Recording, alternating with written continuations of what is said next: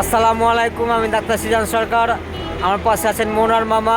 আমরা আছি বিড়ালদো মাজারের পাশে। তো মামা কিছু কথা বলতে চান, শোনা যাক মামার মুখে সে কথাগুলো। এটা হচ্ছে স্মৃতিসৌধ। আমরা ভিতরে ঢুকবো। এখানে মুক্তিযোদ্ধা স্মৃতিসৌধ। এখানে মুক্তিযোদ্ধাগুলোর নামগুলো আছে, আমরা এগুলো পড়ার চেষ্টা করবো, তাহলে প্রকৃত এটারিয়াটা আমরা বুঝতে পারবো।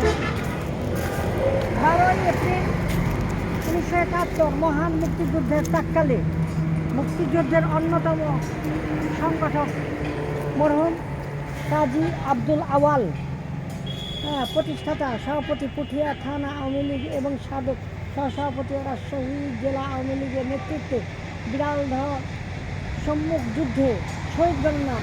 আচ্ছা, এটা তাহলে বোঝা গেল যে এটা মুক্তিযোদ্ধা 1971 সালে যে মুক্তিযুদ্ধ হয়েছিল, সেখানে যারা যারা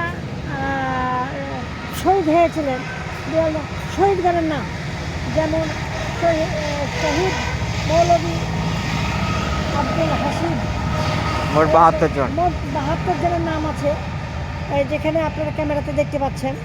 তো এটা বিড়ালদহ মাজার পূর্ব সাইডে এটা হচ্ছে একটা মুক্তিযোদ্ধা স্মৃতিসৌধের মতন কাজ করছে, কিন্তু সংরক্ষণ সেরকম নাই বা সুন্দর করে গুছগাছ করা নাই, যে এই কারণে আর নাম কি লাগছে, রং টং করা নাই, এই জন্য খুব একটা ভালো লাগছে না।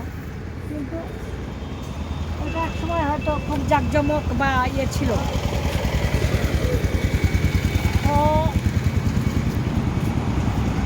ইনশাআল্লাহ আমরা মায়াপাড়া উদ্দেশ্যে যাচ্ছি, আমরা ভিডিও দেখবো, আমাদের ভিডিও আছে। ইনশাআল্লাহ দেখা হবে নেক্সট ভিডিও। বাই। ইনশাল্লাহ নেক্সট ভিডিওতে দেখা হবে। আল্লাহ হাফেজ।